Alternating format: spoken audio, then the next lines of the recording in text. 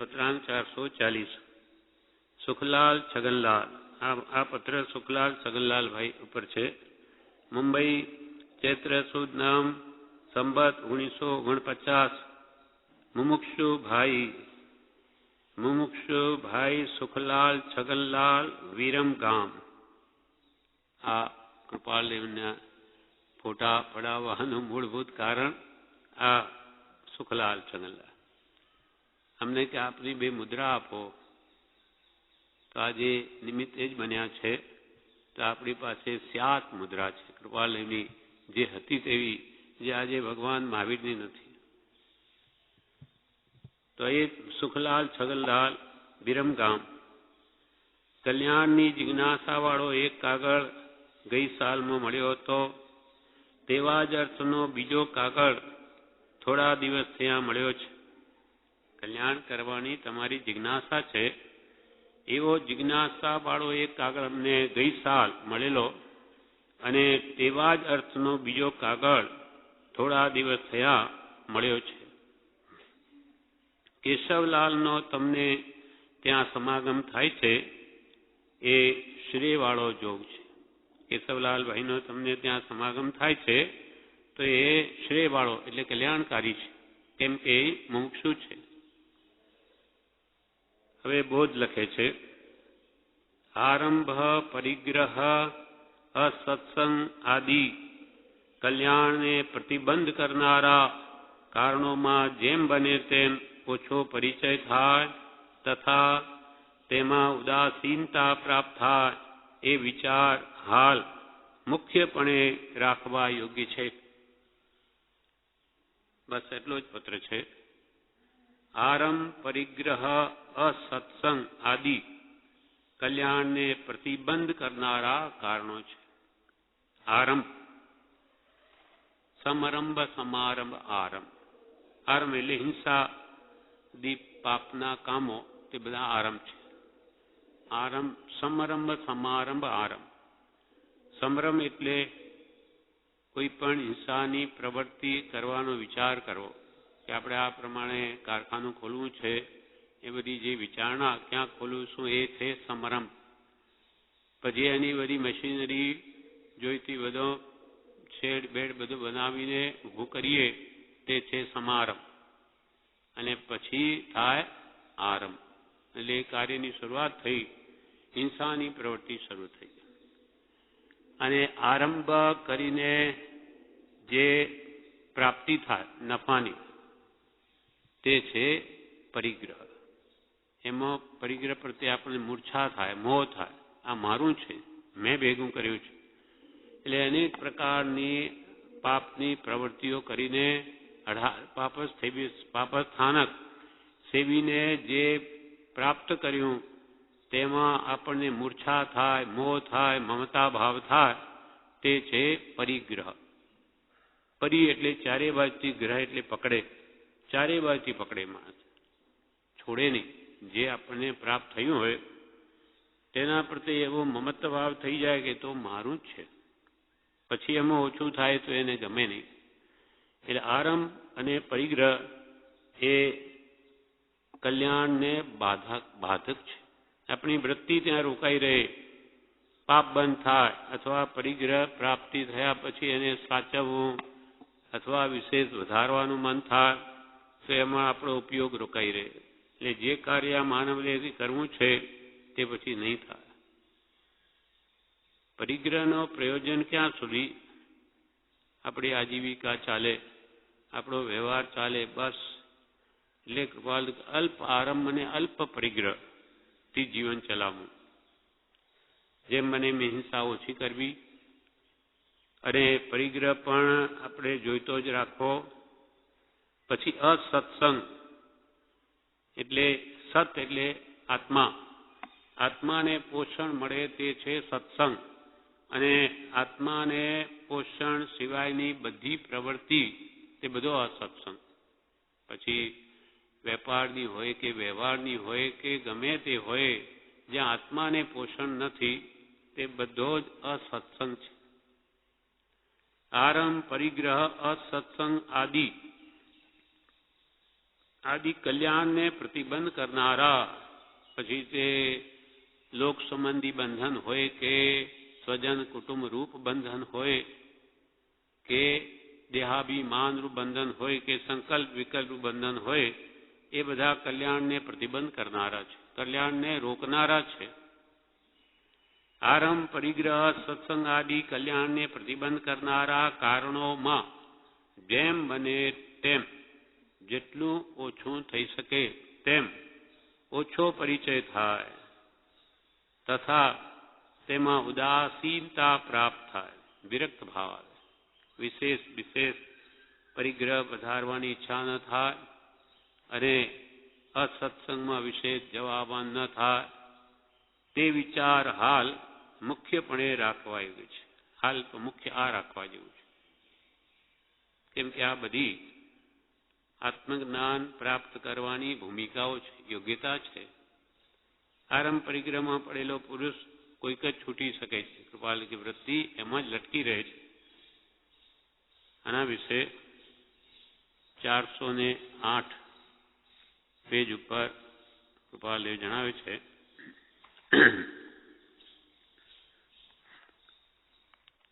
પત્રાંક 506 એમાં કૃપાલે લખે છે, જો જીવને આરંભ પરિગ્રહનું પ્રવર્તન વિશેષ રહેતું હોય તો વૈરાગ્ય અને ઉપશમ હોય તો તે પણ ચાલ્યા જવા સંભવે છે. આરંભ પરિગ્રહમાં ખૂબ પડેલો હોય માણસ તો કે છે વૈરાગ્ય અને ઉપશમ હોય તો પણ તે ચાલ્યા જવા સંભવે છે. કેમ કે આરંભ પરિગ્રહ તે અવૈરાગ્ય અને અનુપશમના મૂળ છે અને વૈરાગ્ય અને ઉપશમના કાળ છે.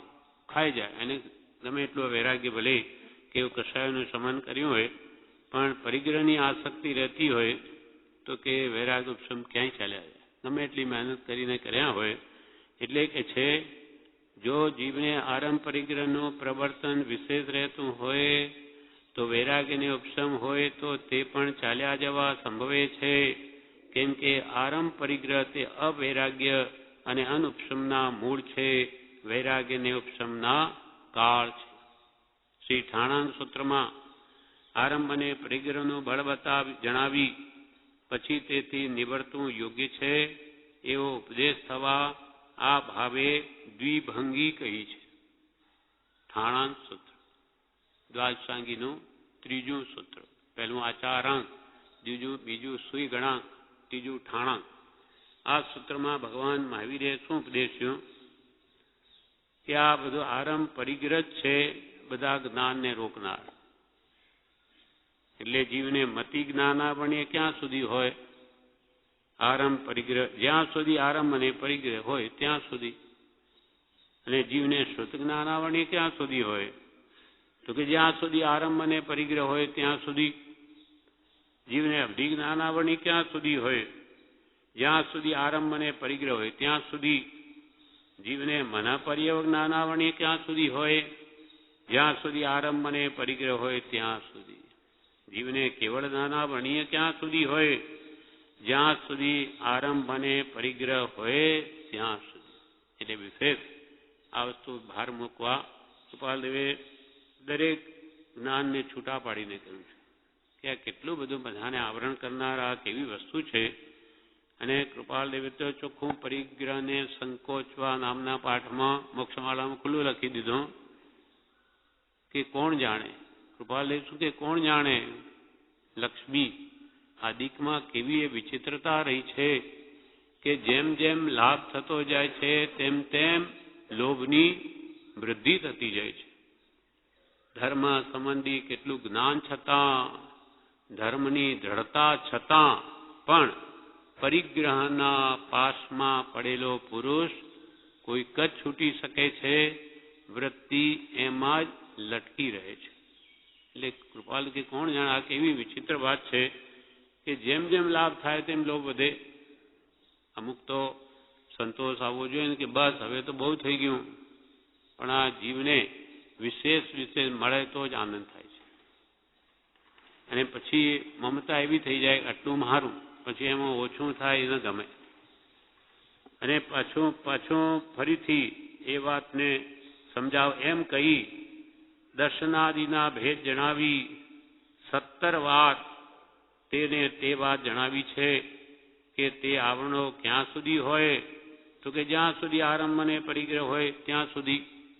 આવું આરંભ પરિગ્રહનું બળ જણાવી ફરી અર્થાપત્તિ રૂપે, એટલે અર્થને બીજી રીતે સમજાવ્યો. અર્થાપત્તિ રૂપે પાછું તેનું ત્યાં જ કથન કર્યું છે. શું કર્યું? પહેલા તો કહ્યું કે ક્યાં સુધી આવરણ હોય, ક્યાં હોય ત્યાં સુધી. હવે જીવને મતિ જ્ઞાન ક્યારે ઉપજે, તો કે આરંભ પરિગ્રહથી નિવર્તીએ. જીવને શ્રુત જ્ઞાન ક્યારે ઉપજે, આરંભ પરિગ્રહથી નિવર્તીએ. જીવને અવધિ જ્ઞાન ક્યારે ઉપજે, પ્રગટે ક્યારે અવધિ જ્ઞાન, તો કે આરંભ પરિગ્રહથી નિવર્તીએ. તો જીવને મનપર્ય જ્ઞાન ક્યારે ઉપજે, તો કે આરંભ પરિગ્રહથી નિવર્તીએ. જીવને કેવળ જ્ઞાન ક્યારે ઉપજે, આરંભ પરિગ્રહથી નિવર્તીએ. એમ 17 પ્રકાર ફરીથી કહી આરંભ પરિગ્રહની નિવૃત્તિનું ફળ જ્યાં છેવટે કેવળ જ્ઞાન છે ત્યાં સુધી લીધું છે. અને પ્રવૃત્તિનું ફળ કેવળના સુધીના આવરણના હેતુપણે કહી તેનું અત્યંત બળવાનપણું કહી જીવને તેથી નિવૃત્ત થવાનો જ ઉપદેશ કર્યો છે. કે ભાઈ કંઈ નહીં, થોડું તો રાખું એવું નથી કહ્યું. સંપૂર્ણ નિવૃત્તિ કહી છે. ન છૂટકે જ ગ્રસ્તને આજીવિકા પૂરતો એ જરૂર હોય તો બરાબર, નહીં તો અમૂલ્ય માનવદેહનો સમય આવી રીતે આ પૈસા ભેગા કરવામાં ગાળવામાં જ્ઞાનીઓએ કહ્યું નથી. અમૂલ્ય માનવદેહનો એક એક ક્ષણ જ્યાં રત્ન ચિંતામણી કરતા વિશેષ મૂલ્યવાન છે, એને આ તુચ્છ પરિગ્રહ ભેગા કરવામાં જ્ઞાનીઓ કેમ હાકે? કે માંડ આજીવિકા ચાલતી હોય તો પણ મુમુક્ષુને તે ઘણું છે. વિશેષનું પ્રયોજન નથી. શું કરવાનું છે એને કંઈ સપ્ત વ્યસન ભોગવવા નથી કે મોજ શોખ કરવા નથી, તો પૈસાને કરવું છે શું? અને પ્રવૃત્તિનું ફળ ઠેર કેવળના સુધીના આવરણના હેતુપણે કહી તેનું અત્યંત બળવાનપણું કહી જીવને તેથી નિવૃત્ત થવાનો જ ઉપદેશ કર્યો છે. ફરી ફરીને જ્ઞાની પુરુષોના વચન એ ઉપદેશનો જ નિશ્ચય કરવાની જીવને પ્રેરણા કરવા ઈચ્છે છે. વારંવાર પ્રેરણા કરી, તથાપી તો પણ અનાદિ અસત્સંગથી ઉત્પન્ન થયેલી એવી દુષ્ટ ઈચ્છાદિ ભાવમાં મૂળ થયેલો એવો જીવ પ્રતિભૂજતો નથી. અનાદિ અને અસત્સંગથી એવી સંસારની ઈચ્છાઓ, વિષયોની ઈચ્છાઓ એવી દ્રઢ થઈ ગઈ છે, એટલે જ્ઞાનીઓ એને કે મૂઢ કે છે. જે આપ કોઈ નહીં સમજતા મૂઢ જેવો છે, તેમ આ જીવને આપણને કૃપાલે એટલું બધું કહે છે સર્વ જ્ઞાનીઓ. તો આ અક્કલ આવતી નથી, એટલે કે આ પણ મૂળ થયેલો એવો આ જીવ પ્રતિભૂજતો નથી, સમજતો નથી. અને તે ભાવોની નિવૃત્તિ કર્યા વિના અથવા નિવૃત્તિનો પ્રયત્ન કર્યા વિના શ્રેય ઈચ્છે છે. છોડવું નથી આ પ્રવૃત્તિ સંસારની, અને પાછું કલ્યાણ જોઈએ છે. ભાવોની નિવૃત્તિ કર્યા વિના અથવા નિવૃત્તિનો પ્રયત્ન કર્યા વિના શ્રેય ઈચ્છે છે કે જેનો સંભવ ક્યારેય પણ થઈ શક્યો નથી, વર્તમાનમાં થતો નથી અને ભવિષ્યમાં થશે નહીં. ત્રણેય કાળમાં નિવૃત્તિ એટલે કૃપાલદેવે પ્રજ્ઞાબોધના શીર્ષકો લખાવ્યા. તેમાં આ શીર્ષક ઉપર શું લખાવ્યું? આરંભ પરિગ્રહની નિવૃત્તિ ઉપર જ્ઞાનીઓએ આપેલો ઘણો ભાર, ખૂબ ભાર મૂકે કે પહેલા મગજને તમે બીજી બાજુથી ખાલી કરો તો પછી આ વિચારણા થઈ શકે. ખાલી હોય તો આખો દાડો બીજા જ કામ અંદર હોય તો આ વસ્તુ કેમ ટકે? એટલે બ્રહ્મચારીજી એ જ પાઠમાં લખે છે, છેલ્લી બે ગાથાઓ. તજ તજ બંને પરિગ્રહો આરંભ જટની વાર પરિહર પરિહર મોહ તું કર કર આત્મ વિચાર. તજ તજ બે વાર શા માટે કહ્યું? આની જેમ જ વારંવાર એ વારને ધડકવા છોડ છોડ. તજ તજ બંને પરિગ્રહો, બંને તે બહારના અને અંતરના કસાયો વિષય કસાય. આ 28 મોહની કર્મની પ્રકૃતિ એ આપણો અંતરંગ પરિગ્રહ છે. અને બાહ્ય પરિગ્રહ સોનું રૂપું ઘર દુકાન મકાન જે કંઈ કહો બધું એ બધું 10 પ્રકારનો બાહ્ય પરિગ્રહ, 14 પ્રકારનો અભ્યંતર પરિગ્રહ. એ તજ તજ બંને પરિગ્રહો અંતર ને બાહ્ય. આરંભ ઝટ નિવાર, ઝટ પાપની પ્રવૃત્તિને છોડ. આરંભ ઝટ નિવાર પરિહર પરિહર, હરિની પરિહર એટલે ચારે બાજુથી એને છોડ. પરિહર પરિહર મોહ તું, પરિહર પરિહર મોહ તું કર કર આત્મવિચાર. મોહને ચારે બાજુથી છોડ છોડ અને આત્માનો વિચાર કર કર. પરિહર પરિહર મોહ તું કર કર આત્મવિચાર. નિષ્કારણ કરુણા કરી સંત કરે પોકાર. પોકાર કરીને કે છે નિષ્કારણ કરુણા. નાનીઓને શું છે? તમે કે છે આરંભ પરિક્રમાને ડૂબી મરશો તો તમે મરશો, અમારે શું? પણ નહીં, તમને તો ખબર નથી. જેમ બાળકના આત્મા સોમલ હોય એને તો ખબર નથી કે આ મરી જશે, પણ મા બાપ સમજે કે એને ભાન નથી, આ ખાશે તો મરી જશે, એટલે રડાવીને પણ સોમલ લઈ લે, કેમ કે ઝેર છે. તેમ નિષ્કારણ કરુણા કરી સંત કરે પોકાર. અગ્નિ આરંભ પરિગ્રહ બળી મરશો નિર્ધાર. આરંભ પરિગ્રહ તો અગ્નિ જેવા છે, એમાં નહીં છોડ્યા એને તો કે તમે એમાં બળી મરશો. એમ અહીંયા કહ્યું આ પત્રમાં 440માં આરંભ અને પરિગ્રહ. તમે કે આ કરો, પહેલા આરંભ પરિગ્રહ ઓછા કરો, અસત્સંગના કારણો બધા ઓછા કરો, એટલે કે સત્સંગ કરો. આરંભ પરિગ્રહને ઓછા કરીને આ મુખ્યપણે તો કે હાલ આ વિચાર રાખો. આરંભ પરિગ્રહ અસત્સંગ આદિ કલ્યાણને પ્રતિબંધ કરનારા કારણોમાં જેમ બને તેમ ઓછો પરિચય થાય તથા તેમાં ઉદાસીનતા પ્રાપ્ત થાય, એટલે એમાં વિરક્ત ભાવ આવે. તે વિચાર હાલ મુખ્યપણે રાખવા યોગ્ય છે. તે વિચાર હાલ મુખ્યપણે રાખવા યોગ્ય છે. તમે મુખ્યપણે હમણાં આ વિચાર રાખો. શરૂઆત અહીંયાથી કરો. વળી 607 પેજ ઉપર કૃપાલય જણાવે છે, પાનું 607.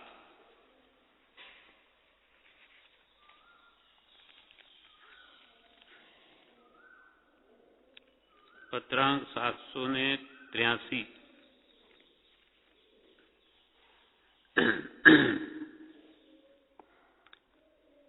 એમાં કે છે તે સમાગમનો યોગ ન હોય. તે સમાગમ ઉપર સત્પુરુષની વાત કરી છે. કે છે કે સત્પુરુષનો યોગ પામવો તો સર્વકાળમાં જીવને દુર્લભ છે. તેમાં પણ આવા દુષ્મ કાળમાં તો ક્વચિત જ યોગ બને છે.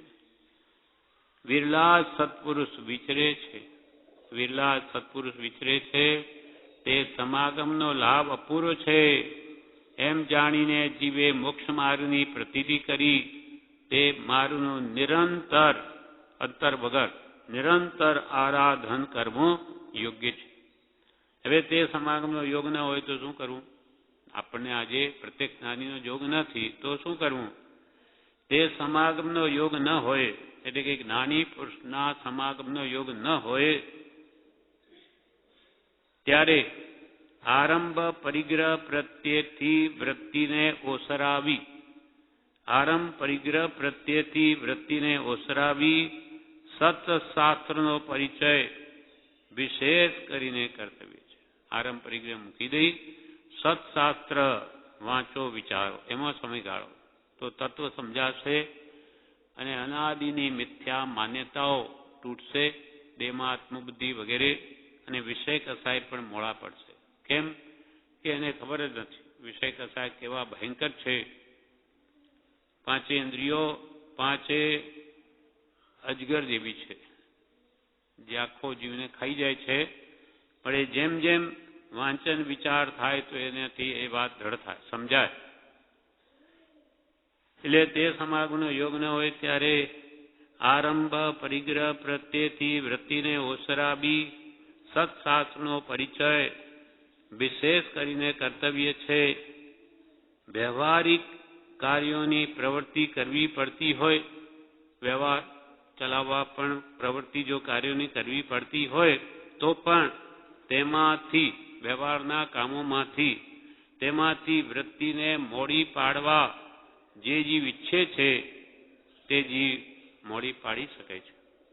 વ્યવહારના કાર્યો ઘટાડવા હોય તો ઘટે, પછી બધાના વારંવાર લોકોને જગતને રૂડું દેખાડવા જ પ્રયત્ન કરવો હોય તો સમય એમ જ જાય.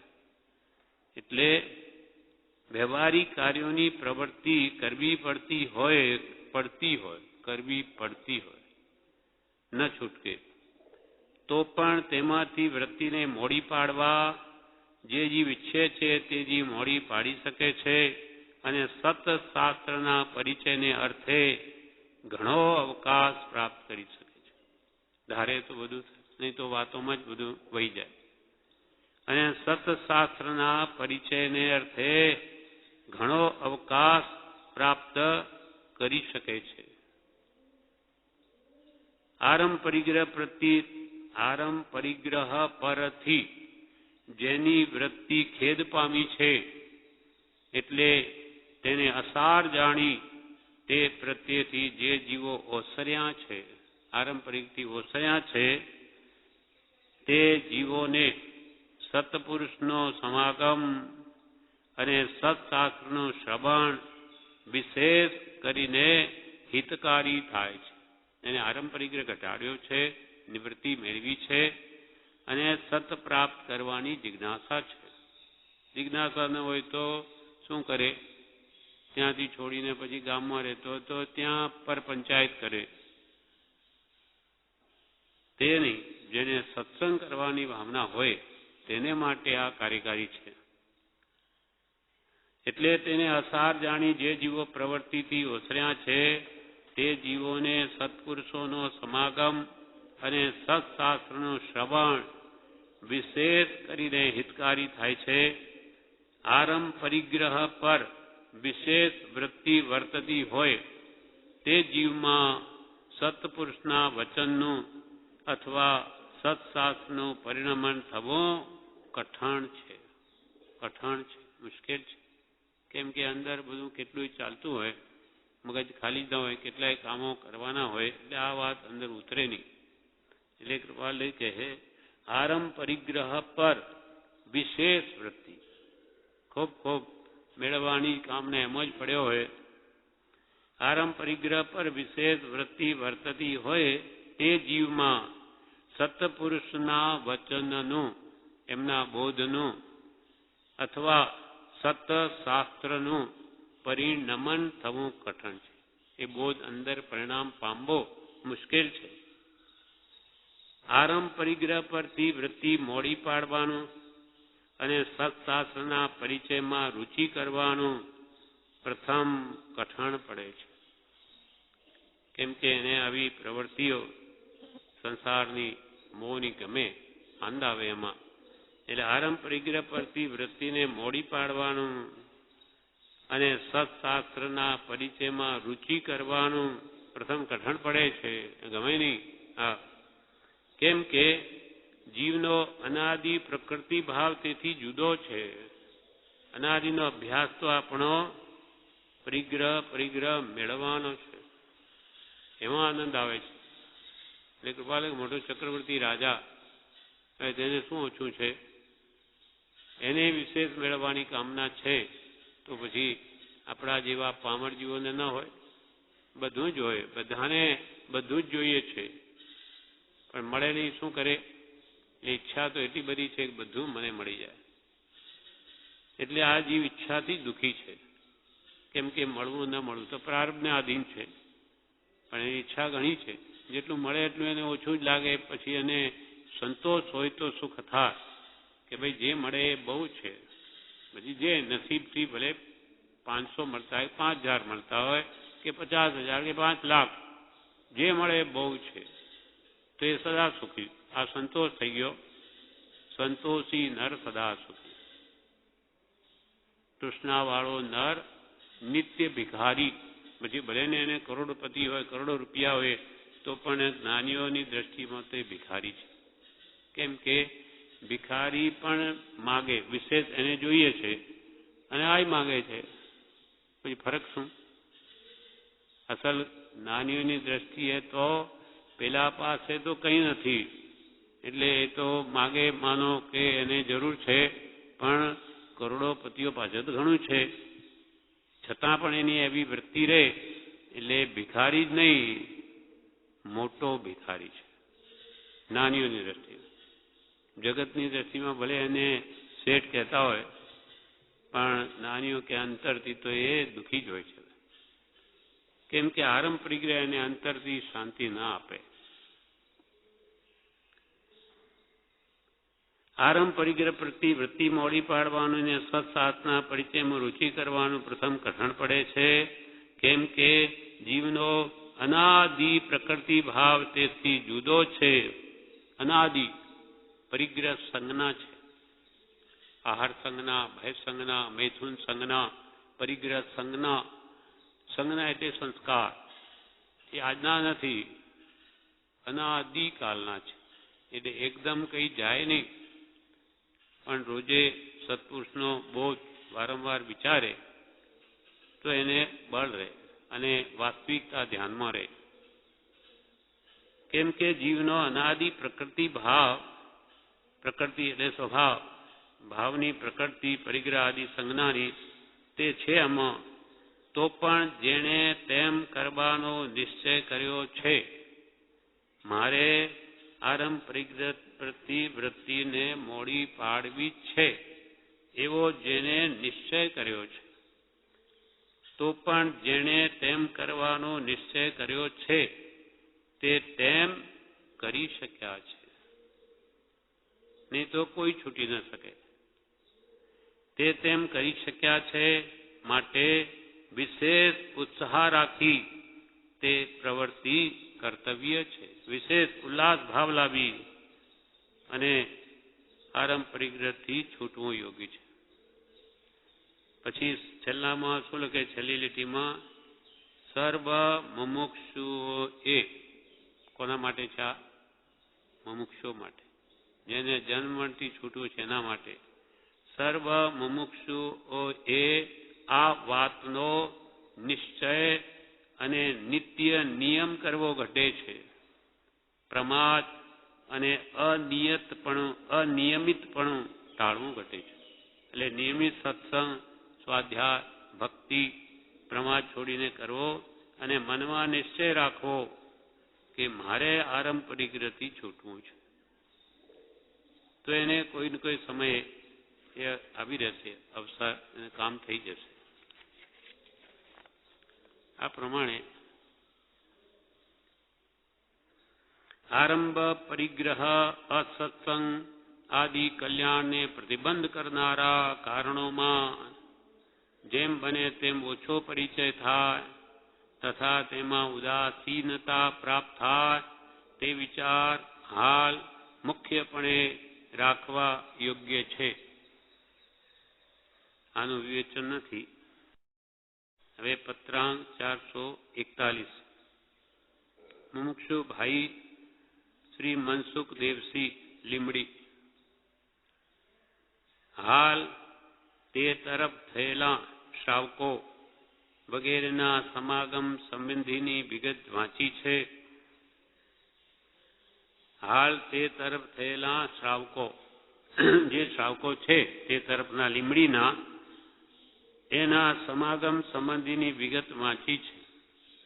શ્રાવકો કેવા હોય કે જેણે રૂઢિવાદમાં ધર્મ માન્યો છે, જે એમનો સંપ્રદાય છે એમાં ધર્મ માન્યો છે, એવા તે પ્રસંગમાં રુચિ કે અરુચિ જીવને ઉદય આવી નહીં, તે શ્રેયવાળું કારણ જાણી તેને અનુસરી નિરંતર પ્રવર્તન કરવાનો પરિચય કરવો યોગ્ય છે. ગોપાલ કે છે એ શ્રાવકોનો કેવા છે કે શું એ સંબંધી વિગત કે લખી છે એમણે મનસુખભાઈએ તે કે વાંચી છે અને તે પ્રસંગમાં તમને કોઈ રુચિ બી નહીં થઈ ને અરુચિ બી નહીં થઈ તો કે સારું થયું છે. બધા રૂઢિ સંપ્રદાય માન્યતાઓવાળા મતના આગ્રહીઓ તો કે તે પ્રસંગમાં તમને રુચિ કે અરુચિ જીવને ઉદય આવી નહીં તે શ્રેયવાળું કારણ થયું છે. શ્રેય થયું છે એમાં તમારું ભલું છે, લાભ છે. તે શ્રેયવાળું કારણ જાણી હવે તે અનુસરજો. એને પાછા ત્યાં ભરાઈ નહીં જતા એમાં. એટલે તેને અનુસરી નિરંતર સત્સંગમાં પ્રયત્ન કરવાનો પરિચય કરવો એવું છે. સતનો સંગ જ્યાં આત્માને બળ મળે એવું કરજો. રૂઢિવાદમાં ધર્મ નથી, મતના આગ્રહમાં ધર્મ નથી. મત દર્શન આગ્રહ તજી વર્તે સદગુરુ લક્ષ સમકિત તેને ભાખિયું કારણ ગણી પ્રત્યક્ષ. એટલે કે છે તે તમારે રુચિ નહીં થઈ તો સારું થયું. હવે તમે સત્સંગ કરવાનો પ્રયત્ન કરજો અને તે અસત્સંગનો પરિચય જેમ બને તેમ ઓછો પડે, એટલે એમનો પરિચય જેમ તેમ ઓછો થાય તેમ તેની અનુકંપા ઈચ્છી રહેવું યોગ્ય છે. પછી એમના પ્રત્યે અનુકંપા ભાવ રાખજો, દયા રાખજો. એ વિચારા વિશે શું કરે એમને એ પ્રમાણે ગુરુએ બતાવ્યું એટલે કરે છે. એટલે એ નિંદાને પાત્ર નથી પણ દયાને પાત્ર છે. એમનું ભલું થાવ, એમને પણ સતમાર્ગ મળ્યો એવો ભાવ રાખી અને તે અસત્સંગનો પરિચય જેમ ઓછો પડે, જેમ ઓછો પરિચય થાય તેમ કરવું અને તેમ તેની અનુકંપા ઈચ્છી, અનુકંપા રાખજો, એના પર દયા ભાવ રાખજો. એટલે એ જીવો દયાને પાત્ર છે, ઈચ્છા નિંદાને પાત્ર નથી. કેમ કે જેવું એમને ગુરુએ બતાવ્યું હોય તેમ કરે છે. તેમ તેની અનુકંપા ઈચ્છી રહેવું યોગ્ય છે. જેમ બને તેમ સત્સંગના જોગને ઈચ્છવો અને પોતાના દોષને જોવા યોગ્ય છે. તમારે તો શું કરવું, જેમ બને તેમ સત્સંગનો જોગ ક્યાં થાય એવો છે તે ઈચ્છવું અને હંમેશા પોતાના દોષ જોવા યોગ્ય છે, બીજાના નહીં, પોતાના. દીઠા નહીં નિજ દોષ તો તરીએ કોણ ઉપાય. જ્યાં સુધી પોતાના દોષ જીવ જુએ નહીં ત્યાં સુધી એને તરવાનો કોઈ ઉપાય નથી. આ પ્રમાણે આ પત્ર પણ પૂરો થયો. આગળના પત્રો આવતીકાલની છે. વચનામૃત પત્રાંક 442, પાનું 370, પત્રાંક 442, મુંબઈ, ચૈત્રવદ 1 રવિ 1949. આ પત્ર સૌભાગભાઈ ઉપર છે. એમાં આનંદગંજી લિખિત અનંતનાથ ભગવાનના સ્તવનની એક ગાથા લખી છે. ધાર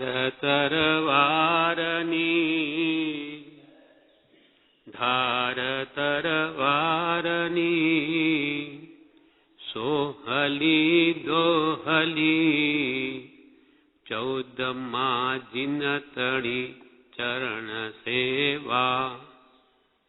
ધાર પર નાચતા દેખ બાજી ગરા સેવના ધાર પર રહે ન દેવા.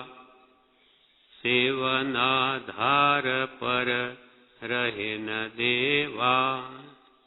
શ્રી આનંદ ઘાન અજીત જૈન સ્તવન. એવું માર્ગનું અત્યંત દુષ્કરપણું શા કારણે કહ્યું? એવું માર્ગનું અત્યંત દુષ્કરપણું શા કારણે કહ્યું તે વિચારવા યોગ્ય છે. આત્મા પ્રણા. બસ એટલો જ પત્ર છે. ધાર તરવારની સોહલી દોહલી 14માં જીનતણી ચરણ સેવા. એના અર્થમાં કે છે ધાર તરવારની એટલે તરવારની ધાર ઉપર ચાલવું તે સહેલું છે.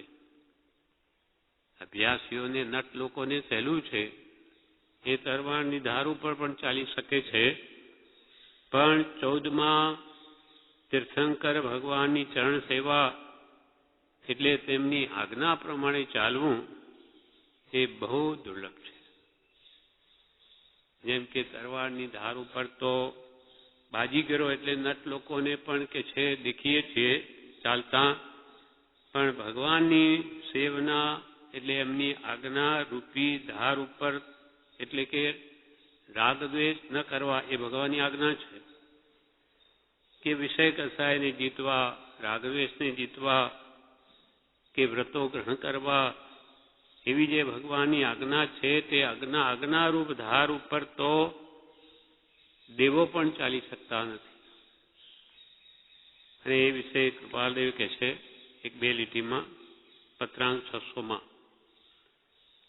પર પરિણતિના કાર્ય કરવાનો પ્રસંગ રહે અને સ્વપરિણતિમાં સ્થિતિ રાખ્યા કરવી તે 14માં જીનની સેવા શ્રી આનંદ ઘનજીએ કહી છે.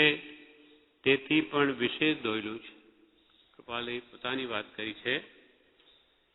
પર પરિણતિના કાર્ય કરવાનો પ્રસંગ રહે. કૃપાલદેવની કેટલી બાહ્ય ભીડ છે. કાલે આવેલું ચારે બાજુ ભીડો છે. પ્રવૃત્તિ એટલી બધી પ્રારબ્ધાધીન કરવી પડે છે. તો પર પરિણતિના કાર્ય કરવાનો તો પ્રસંગ રહે. આખો દાડો સંસારમાં રહેવું એ વાતાવરણમાં અને સ્વપરિણતિમાં સ્થિતિ રાખ્યા કરવી અને સ્વરૂપમાં રહેવું, સ્વપરિણતિમાં રહેવું તે 14માં જીનની સેવા શ્રી આનંદ ઘનજીએ કહી છે. તેથી પણ વિશેષ દોયલું છે. નિવૃત્તિમાં તો કંઈક આત્મસાધન બનવું સહેલું છે, પણ આ મોહમય નગરી એવા મોહમય વાતાવરણમાં રહેવું અને મોહ ન થવા દેવો એટલે કે ઘીમાં આંગળી બોરવી અને કોરી કાઢવી એથી દુષ્કર છે. ગાંધીજીએ પણ લખ્યું છે કે રાગને જીતનાર જાણે છે કે રાગને કાઢવો કેટલો દુષ્કર છે. વિતરાગતા આજે વિતરાગનો માર્ગ છે એટલે એમાં પ્રવૃત્તિ કરવી બહુ દુર્લભ છે. ધર્મમાં પણ રાગની પ્રવૃત્તિ હોય તો ગમે, તેમાં ગરબા અને આ નાટક એટક હોય તો સારું લાગે. હરવા ફરવાનું તો ધર્મનો ધર્મ અને સાથે કર્મનો કર્મ મોહ પોસાય એટલે એ વસ્તુ ગમે. એટલે આવા સગવડિયા ધર્મ જીવોને વધારે પ્રિય લાગે છે. પણ જ્યારે ખરો આત્મધર્મ છે તે તો વૈરાગ્યપૂર્ણ છે. વિતરાગતા તો તેમાં મુખ્ય પ્રાણ છે. રાગને પોષણ કિંચિત પણ હોય તો આ માર્ગમાં ચાલે નહીં. એટલે કે છે આ રાગને કાઢવો તે તો અત્યંત દુષ્કર છે. પર પરિણતિના કાર્ય કરવાનો પ્રસંગ રહે અને સ્વપરિણતિમાં સ્થિતિ રાખ્યા કરવી તે 14માં જીનની સેવા શ્રી આનંદ ઘનજીએ કહી છે. તેથી પણ વિશેષ દોયલું છે, વધારે દુર્લભ છે. ધાર તરવારની સોહલી કરીને આમાં કર્યું છે. ધાર તરવારની એના પર ચાલવું તો સોહિલું, પણ દોહિલું શું? 14માં જીનતણી ચરણ સેવા. ચરણ એટલે આજ્ઞા. એની આજ્ઞા ઉઠાવવી એ કહે તેમ કરવું, વિષય કસાય ને દૂર કરવા, રાગદ્વેષ ઘટાડવા એ આ જીવથી નથી પાલવતું. એને બીજું બધું કરવા તૈયાર, પણ આ મોહને ઓછા કરવાની વાત કરીએ, વિષય કસાય ઘટાડવાની એ એને ગમતું નથી. કેમ? આટલું દુષ્કરપણું શા માટે છે એ પણ કૃપાલયે નીચે લખ્યું. એવું માર્ગનું અત્યંત દુષ્કરપણું શા કારણે કહ્યું? આટલી બધી મુશ્કેલી આ ભગવાનની આજ્ઞા આરાધવામાં જીવને કેમ લાગે છે? શું કારણ છે એનું? તે સૌભાગભાઈને કહે કે તે વિચારવા યોગ્ય છે. કારણ કૃપાલયે બીજા પત્રોમાં લખ્યું છે કે અનાદિથી જીવની વિષય કસાયની પ્રવૃત્તિમાં જ રુચિ છે. 5 ઇન્દ્રિયના વિષયો ભોગવવામાં જ એને આનંદ આવે છે એવું આદિથી અનાદિથી છે. આહાર સંજ્ઞા, ભય સંજ્ઞા, મૈથુન સંજ્ઞા, પરિગ્રહ સંજ્ઞા એ જીવની આજની નથી, અનાદિની છે અને દરેક જીવમાં છે. એકેન્દ્રિયમાં પણ છે. એકેન્દ્રિય શું જાણે, પણ એમાં સંસ્કાર સંજ્ઞા એટલે સંસ્કાર, ત્યાં પણ એ સંસ્કાર કામ કરે છે. પરિગ્રહ પ્રત્યે વિશેષ આસક્તિ હોય અને એકેન્દ્રિયમાં જીવ ગયો હોય તો ક્યાંય ધન દાટેલું હોય તો તેના ઉપર એના મૂળિયા વાળીને રહે, કેમ કે સંસ્કાર ત્યાં પણ કામ કરે છે. એમ અનાદિનો એવો અભ્યાસ વિષય કસાયની પ્રવૃત્તિવાળો હોવાથી તેને છોડવું ગમતું નથી.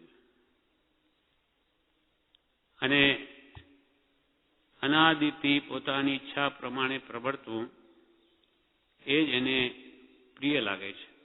કોઈની આજ્ઞામાં રહેવું, પરાધીનપણે રહેવું એ પરાધીનતા માને છે. આજ્ઞામાં રહેવું એટલે એને પાલવતું નથી, એટલે કે છે એને બહુ મુશ્કેલ પડે છે. ધાર સરવારની સોહલી ડોહલી 14 જીનતણી ચરણ સેવા ધાર પર નાચતા દેખ બાજી ગરા સેવના ધાર પર રહે ન દેવા. દેવોને સંયમ હોતો જ નથી, એટલે એ વ્રત તપ કંઈ કરી શકતા જ નથી. સેવના ધાર પર રહે ન દેવા. એવું માર્ગનું અત્યંત દુષ્કરપણું શા કારણે કહ્યું તે વિચારવા યોગ્ય છે. આત્મ પ્રણામ. આત્મ પ્રણામ એટલે આત્માથી, પોતે તો આત્મા છે, પોતે પોતાને તો જાણે શરીર રૂપ માનતા જ નથી, એ આત્મભાવે તમને પ્રણામ કરીએ છીએ. આ પ્રમાણે આ પત્ર એટલો જ છે અને એનું કોઈ વિવેચન નથી. હવે પત્રાંક 443 મુંબઈ ચૈત્રવદ 8 રવિ 1949. આ પણ પત્ર સૌભાગભાઈ ઉપર છે.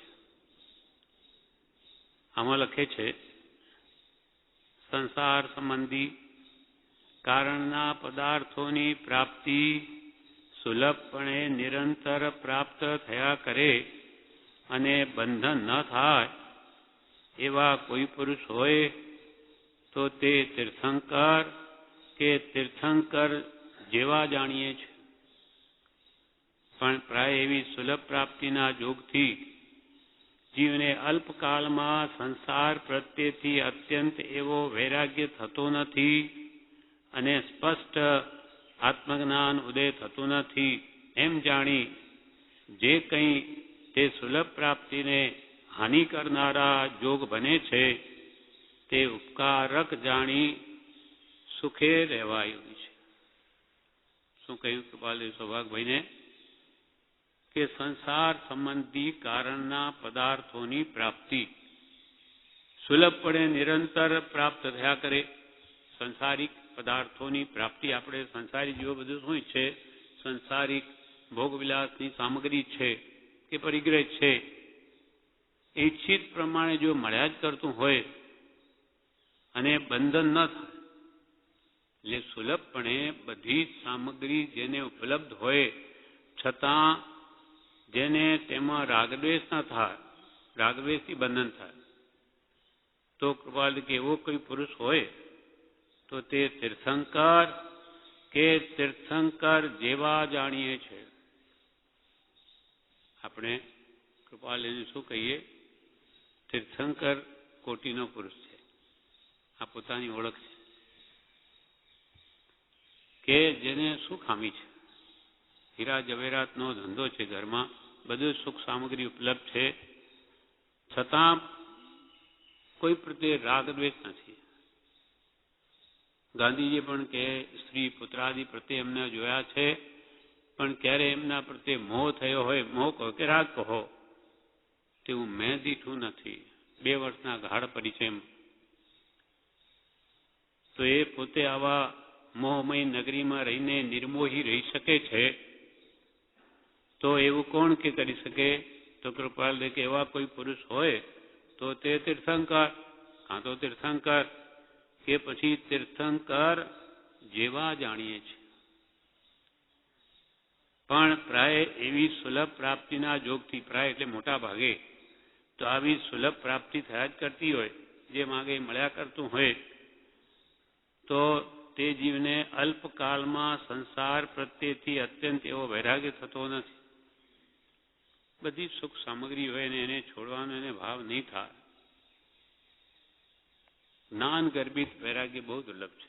દુઃખ ગર્ભિત, મોહ ગર્ભિત તો સંસાર છોડે છે, પણ આ સંસાર ઝેરરૂપ છે એવો એનો યથાર્થ મર્મ રહસ્ય સંસાર દુઃખ રૂપ જ છે એ જેણે સમજાઈ ગયું હોય અને છતાં સંસારમાં રહેવું પડતું હોય. કૃપાલ કે એક સમય પણ અમે સંસારમાં નહીં રહીએ. જો અમારો આ ઉદય પરિસમાપ્તતાને પામતો હોય તો એક સમય પણ ઉભા નહીં રહીએ. એટલી આત્મામાં મોકળાશ વર્તે છે. એટલે આત્મા તૈયાર છે, અમારી તૈયારી છે અંદરથી, પણ શું કરીએ? એવા ભયંકર કર્મ ભોગાવલી નિકાચિત જે ભગવાન તીર્થંકરોને ભોગવવા પડે છે એવા અમને છે, એટલે ભોગવ્યા વગર છૂટકો નથી, એટલે અમે રહીએ છીએ. પણ પ્રાય એટલે મોટા ભાગે એવી સુલભ પ્રાપ્તિના જોગથી, બધી સુલભ રીતે બધી વસ્તુની પ્રાપ્તિ થતી હોય, તે જીવને અલ્પકાળમાં, થોડા સમયમાં સંસાર પ્રત્યેથી અત્યંત એવો વૈરાગ થતો નથી અને સ્પષ્ટ આત્મજ્ઞાન ઉદય થતું નથી. પ્રબળ મોહની સામગ્રી અને બધી વસ્તુની ઉપલબ્ધિ હોય તો એને અત્યંત એટલે અતિ વૈરાગ ઉત્પન્ન થતો નથી અને સ્પષ્ટ આત્મજ્ઞાન પણ ઉદય થતું નથી. એમ જાણી, કૃપાલ કે એમ અમને અનુભવ છે, એમ જાણી જે કંઈ તે સુલભ પ્રાપ્તિને હાનિ કરનારા જે સૌભાગભાઈને આવા જોગ છે એવી ભૌતિક સામગ્રીની ઉપલબ્ધિ નથી. અને જે ઈચ્છે છે, જો કે ઈચ્છે છે ઘર ચલાવવા પૂરતું, અને જે કંઈ તે સુલભ પ્રાપ્તિને હાનિ કરનારા જોગ બને છે તે ઉપકારક જાણી, તેને ઉપકારક જાણો કે તમને આ વૈરાગ્યને બાધક ન થાય. તમને આ સંસારનું પ્રત્યક્ષ દુઃખમય સ્વરૂપ પ્રત્યક્ષ પ્રગટ ભાસશે કે સંસાર દુઃખરૂપ જ છે. એટલે કૃપાલ કે એમ આ જો સુલભ થતી હોય તો વૈરાગ ન થાય ને એમ જાણી જે કંઈ તે સુલભ પ્રાપ્તિને એટલે સંસારની સામગ્રીની ઉપલબ્ધિ સુલભ મળે તેને હાનિ કરનારા જોગ બને છે. એટલે કે તેને બાધક, એટલે કે તમે જે હમણાં ઈચ્છો છો તે નથી મળતું, ભલે ઘર ચલાવાય આજીવિકા માટે, તો તેને તમે ઉપકારક જાણો. તે ઉપકારક જાણી સુખે રહેવાય, સુખે રહો, સુખથી રહો. સારું કે ભગવાને મને આ આપ્યું જ નહીં કે જેથી મને મોહ થાય, રાગ થાય, એને ભલું માનો. તે ઉપકારક જાણી સુખે રહેવાયું છે. જેમ પરીક્ષિત રાજાએ ભગવાને શું કહ્યું? હે પ્રભુ, તમે મને આ રાજ્ય લક્ષ્મી આપી તે ઠીક નથી કર્યું. હવે આ પ્રસન્ન થાઓ તો મને કદી પણ એનું સ્વપ્ન પણ નહીં હોજો. આજ મને આ બધા આત્મકલ્યાણમાં બધી બાધક થાય છે. એટલી બધી સંસારની અનુકૂળતાઓ આપણને મળ્યા કરે ત્યાં સુધી એથી છૂટવાનું કે વૈરાગ્ય કે ભક્તિ કે એને ગમે નહીં. બધી રીતે આ ભૌતિક સામગ્રી ખાવા પીવા રહેવાની પૈસા વગેરે બધી રેલમછેલ હોય અને એને પછી ધર્મ કરવાનું કહીએ તો ધર્મ તો કોણ કરે? જેને આ તકલીફ હોય તે. આવો વિશેષ આરાધક પણ ન હોય તો ભાઈ આવી સુખ સામગ્રી પ્રાપ્ત થઈ છે ઉપલબ્ધ, એને ભોગવી નહીં ધર્મ કરો. શા માટે ધર્મ કરો? સુખ મેળવવા. તો સુખ તો મળ્યું છે ને, એ ભોગવું નહીં કે ધર્મ કરો અને આની ભોગવો નહીં. આ બધી અજ્ઞાની મિથ્યાત્વી જીવોની વિચારધારા છે. પણ આ ભોગ એ જ રોગરૂપ છે અને એ પોક પડાવશે આગે.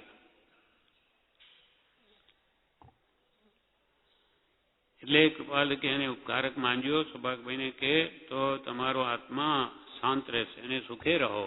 મનમાં આવી કલ્પના નહીં લાવો કે મને આ દુઃખ છે. દુઃખ કોઈ જ નથી, ભગવાને કૃપા કરી છે. કઈ રીતે સુલભ પ્રાપ્તિને હાનિ કરનારા જોગ બને છે તે ઉપકારક જાણી સુખે રહેવા યોગ્ય છે. હવે પત્રાંક 444 એનું પણ વિવેચન નથી. આ પત્ર પણ સૌભાગભાઈ ઉપર છે. મુંબઈ, ચૈત્રવદ અમાવાસ, રવિ 1949. સંસારીપણે વસતા કઈ સ્થિતિએ વર્તીએ તો સારું. સંસારીપણે વસતા કઈ સ્થિતિએ વર્તીએ તો સારું એમ કદાપી ભાસે તો પણ તે વર્તવાનું પ્રારબ્ધાધીન છે. કોઈ પ્રકારનું કંઈ રાગ, દ્વેષ કે અજ્ઞાનના કારણથી જે ન થતું હોય તેનું કારણ ઉદય જણાય છે. અને આપે લખેલા પત્રના સંબંધમાં પણ તેવું જાણી બીજો વિચાર કે શોક કરવો ઘટતો નથી. કૃપાલુ કે છે સંસારીપણે વસતા. કૃપાલુ પોતે જ્ઞાની હોવા છતાં ગ્રસ્તપણામાં એક જ્ઞાની હોય છે. તો સંસારીપણે વસતા કઈ સ્થિતિ આપણે વર્તીએ તો સારું એમ કદાપી ભાસે. તમને લાગે કે શું કરવું જોઈએ, આપણે કેવી રીતે રહીએ, તો પણ તે વર્તવાનો પ્રારબ્ધાધીન છે. અમે તો અમારી ઈચ્છાએ વર્તતા જ નથી. અમારે જેમ પ્રારબ્ધ દોરે તેમ દોરાઈએ છીએ. વિચારે ઉદય પ્રયોગ જે ઉદય આવે તે પ્રમાણે વર્તીએ છીએ. અમારે આ કરવું ન કરવું એવું છે જ નહીં કંઈ. તો પણ તે તમે કહો છો કે સંસારીપણે વસતા કઈ સ્થિતિએ વર્તીએ તો સારું એમ કદાપી ભાસે તો પણ તે વર્તમાન તો પ્રારબ્ધાધીન છે. કોઈ પ્રકાર અને જે પ્રારબ્ધ પ્રમાણે ઉદય આવે છે તેમાં કોઈ પ્રકારનું કંઈ રાગ, દ્વેષ કે અજ્ઞાનના કારણથી જે ન થતું હોય તેનું કારણ ઉદય જણાય છે. ખરેખર ઉદય આપણે કે આપણી ઉદય છે. આપણને રાગ, દ્વેષ, મોહ બધું જ થાય. જ્યારે રાગ, દ્વેષ, અજ્ઞાન રહિત જે કર્મનું ઉદય આવવું તે ખરેખર ઉદય કહેવાય છે. કોઈ પ્રકારનો કંઈ રાગ, દ્વેષ કે અજ્ઞાનના કારણથી જે ન થતું હોય, કેમ કે રાગ, દ્વેષ, અજ્ઞાન એ જ મુખ્ય કર્મની ગ્રંથ છે. અને થાય નિવૃત્તિ જે હતી તે જ મોક્ષનો પંથ છે. એટલે કૃપાલદેવની પ્રવૃત્તિ રાગ, દ્વેષ, અજ્ઞાન રહિત થાય છે. માટે તેમને નવીન બંધ છે જ નહીં. પ્રતિ સમયે છૂટી જ રહ્યા છે. એટલે કે રાગદ્વેષ કે અજ્ઞાનના કારણથી જે ન થતું હોય તેનું કારણ ઉદય જણાય છે.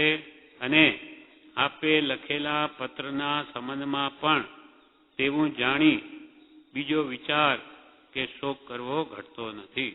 એટલે તમે પણ આ બધા વિકલ્પો છોડી દો. કેવી રીતે વર્તીએ તો સારું, કેમ કે આપણી ઈચ્છા જ વર્તા નથી. પછી ક્યાં વિચાર કરવાનું છે? એટલે એવું જાણી તે સંબંધી બીજો વિચાર કે શોક કરવો ઘટતો નથી. મૂકી દો એ વિચારણા. હવે એ વાતને વધારે સ્પષ્ટ કરે છે કે અમારી કેવી સ્થિતિ છે. જળમાં સ્વાભાવિક શીતળપણું છે. પાણી સ્વભાવે શીતળ છે, પણ સૂર્યાદિના તાપને યોગે ઉષ્ણપણાને તે ભજતું દેખાય છે. તળાવનું પાણી હોય તો સૂર્ય એકદમ તપતો હોય તો ગરમ થઈ જાય. તે તાપનો યોગ મટેથી તે જળ શીતળ જણાય છે. આપણે પાણી ચૂલા પર ચડાવીએ એકદમ ગરમા ગરમ એવું થઈ જાય કે આગની જેમ જ આપણી આંગળીને બાળી નાખે. એટલું પાણીની અંદર એટલી ગરમી આવી જાય. પણ જે તાપ છે એ તાપ પાણીનો નથી. એ તાપ ગુણ તો અગ્નિનો છે.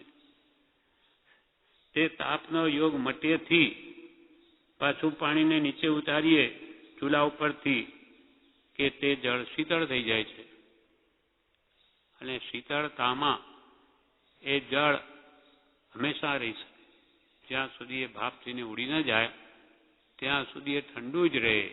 એ કંઈ આપોઆપ ગરમ ન થાય. કેમ કે ગરમી એ એનો સ્વભાવ નથી. પાણીનો સ્વભાવ શીતળતા છે. વચ્ચે શીતળપણાથી રહિત તે જળ જણાય. વચ્ચે એની શીતળતા ક્યાં ગઈ? ઠંડુ જ હતું તો એ તો આપણે અગ્નિ પર મૂક્યું એટલે ગરમ થયું છે. બાકી અંદર એનો સ્વભાવ ક્યાંય ગયો નથી. તે તાપના યોગથી છે જે એની ગરમી. એમ આ દ્રષ્ટાંત આપીને હવે પોતાની વાત કરે. એમ આ પ્રવૃત્તિ જોગ અમને છે. અમે આ પ્રવૃત્તિમાં બેઠા છીએ. આ પ્રવૃત્તિ જોગ અમને છે, પણ અમારો તે પ્રવૃત્તિ વિશે હાલ તો વિદ્યા સિવાય અન્ય ઉપાય નથી. પાણીને અગ્નિ પર ચડાવીએ તેમ અમને આ જાણે સંસાર રૂપિયા બળતરામાં મૂકી દીધા છે કે કર્મે, પણ આ અમારો સ્વભાવ નથી. એટલે આવી અમારી પ્રવૃત્તિ જોઈને તમને એમ લાગે કે ઉષ્ણપણું આવી ગયું અથવા સંસારમાં કેમ રહે, પણ અમારા કર્મ છે જેથી અમારો સ્વભાવ ક્યાંય ગયો નથી. સ્વભાવમાં જ છીએ અમે હમણાં પણ અમારો તે પ્રવૃત્તિ વિશે હાલ તો વિદ્યા સિવાય અન્ય ઉપાય નથી. આનું વિવેચન છે. વિવેચનમાં બ્રહ્મચારીજીએ આ વાત સ્પષ્ટ સમજાવી છે.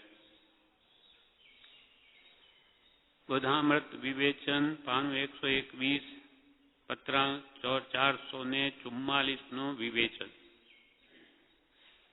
વિચારવાન જીવ હોય તે વિચાર કરે છે કે આપણે કેમ વર્તીએ તો સારું, તો આપણને નવીન બંધ ન થાય અથવા ઓછો બંધ થાય કર્મનો, કેવી રીતે વર્તીએ તો સારું, એમ વિચારવાન જીવ હોય તે વિચારે છે. મનમાં એમ થાય છે કે મુનિની પેઠે વર્તીએ તો સારું. કૃપાલય માટે કે આપણે મુનિ દશા પ્રાપ્ત કરીને જો વર્તીએ તો સારું, આપણું કલ્યાણ થાય અને બીજા પણ કેટલા જીવોનું કલ્યાણ થાય. એમ સૌભાગભાઈ પણ ઈચ્છે છે કે જલ્દી દીક્ષા લે તો કેટલા જીવોનું કલ્યાણ થાય.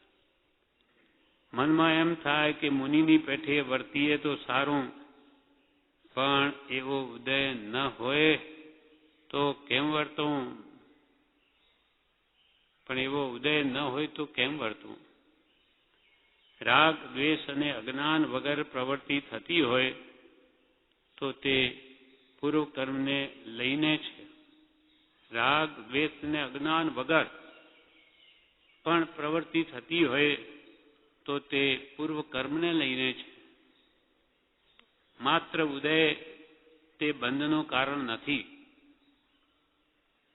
બ્રહ્મચારી કે માત્ર કૃપાલદેવને જે ઉદય છે પણ એમના અંતરના ભાવ પરિણતિ તે રાગદ્વેષ અજ્ઞાનમય નહીં હોવાથી આ ઉદય માત્ર ઉદય તે બંધનું કારણ નથી, નવીન બંધ નથી. રાગ દ્વેષ વિભાવ થાય એ જ બંધનું કારણ છે. જે આપણને થાય છે. આપણને પ્રત્યેક દશામાં થાય છે. રાગ દ્વેષ વિભાવ થાય તે જ બંધનું કારણ છે. રાગ દ્વેષ અજ્ઞાનમાં ન પ્રવર્તે તો કર્મોદયમાં આવીને ચાલ્યા જાય, નવા કર્મ ન બંધાય. જેમ તીર્થંકરોને શરીર હોય ને કર્મ બાકી છે તો એ ભોગવવા પડે છે, ભલે કેવળ જ્ઞાન થઈ ગયું હોય, પણ એમના અંતરમાં કશાય ભાવ નથી. રાગ દ્વેષ કહો કશાય કોઈક જ છે. એની હોવાથી એમને નવીન કર્મ બંધ નથી, અથવા જ્ઞાનીને હોય તો એ અલ્પ માત્ર હોય, અપોસી હોય બંધો. નિધમ ધસમ ન કુણય, નિર્ધ્વંસ પરિણામ એમના થતા નથી. જે વડે સંસાર વધે એવો કોઈ ભાવ એમને આવતો જ નથી, કેમ કે અંતાનુબંધી કશાય ચાલ્યા ગયા છે. અને કૃપાલદેવની દશા તો હજુ ઊંચી છે એનાથી ઘણી. અંતાનુબંધી પ્રત્યાખાની બધા ગયા હોય, સંજ્વલન માત્ર રહ્યા હોય તો પાણીની લીટી બરાબર એ કસાયો છે. પાણીમાં લીટી કઈ ટકે? આપણે આંગળીથી એમ લીટી કરવા જઈએ તો આંગળી આગળ ચાલે, પાછું ભેગું થઈ જાય. એમ રાગ દ્વેષ અજ્ઞાનમાં ન પ્રવર્તે તો કર્મ ઉદયમાં આવીને ચાલ્યા જાય, નવા કર્મ ન બંધાય. હવે આ નીચેનું દ્રષ્ટાંત જે કહ્યું પાણીનું એ સમજાવે. પાણી તાપમાં મૂક્યું હોય, પાણી તાપમાં એટલે તડકે મૂક્યું હોય તો થોડે થોડે ઊનું થઈ જાય, પણ એનો સ્વભાવ શીતળ છે. જેણે આત્મા જાણ્યો છે તેને પૂર્વ કર્મને લઈને પ્રવૃત્તિ હોય તો તે ઊના પાણીની જેમ છે. ખરેખર કૃપાલદેવે તો શાયદ સમ્યક દ્રષ્ટિ છે, એમને એક સમય પણ આ સંસારમાં રહેવું પ્રિય નથી, ગમતું નથી. તીર્થંકરોને ગમતું હશે. કૃપાલદેવ તીર્થંકરનો વૈરાગ કેવો હોય? 1000 વર્ષના આત્મજ્ઞાની સંયમી મુનિ દીક્ષા લઈને 1000 વર્ષ થયા હોય તો કેટલો ઉત્કર્ષ ત્યાગ વૈરાગ્ય હોય તીર્થંકર ભગવાનનો, બીજા કોઈ મુનિનો. એથી પણ વિશેષ વૈરાગ્ય તો ભગવાનને ઘરમાં હોય. પણ આપણને થાય કે આવો વૈરાગ્ય છે તો શા માટે ઘરમાં રહ્યા? આપણને તો એમ લાગે.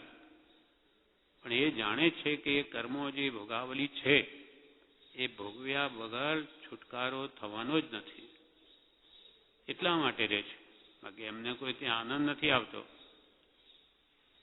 ઋષભદેવ ભગવાન જેવા તો 83 લાખ પૂરવ ઘર વાસે બસિયા પરિકર યુક્તાજી. 83 લાખ પૂરવ સુધી તો ભગવાન ઘરમાં જ રહ્યા. 84 લાખ પૂર્વનું આયુષ્ય છે, 83 લાખ પૂર્વ તો ઘરમાં જ.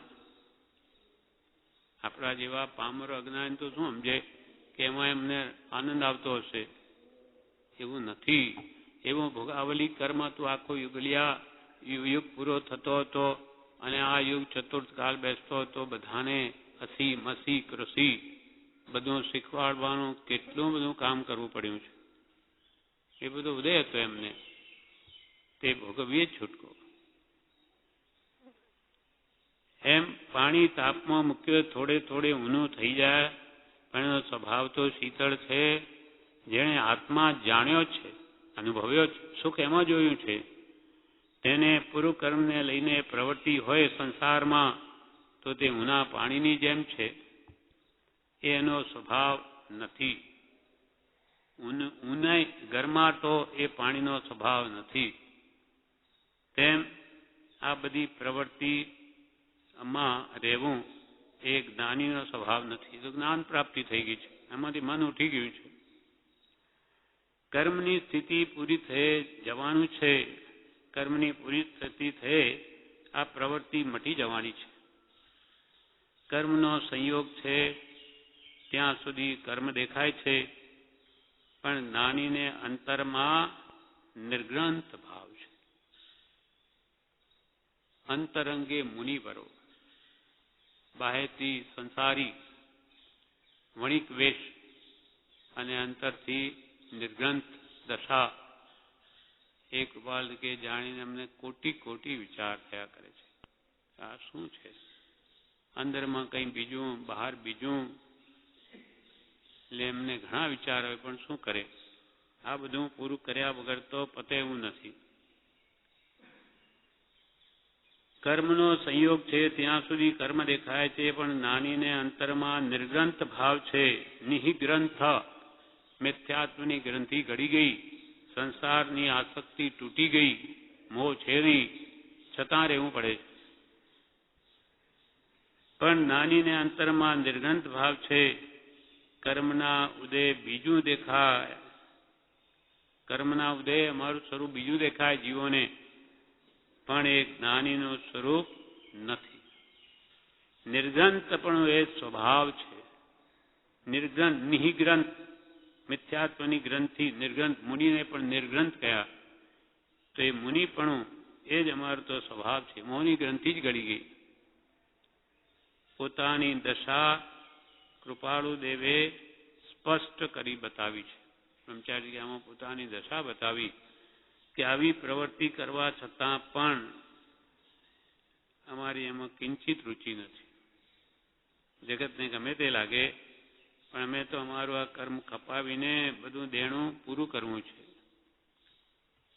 આ પ્રમાણે પત્રાંક 444 પણ પૂરો થયો. હવે પત્રાંક 445. મુંબઈ, ચૈત્રવદ અમાવાસ, રવિ 1949.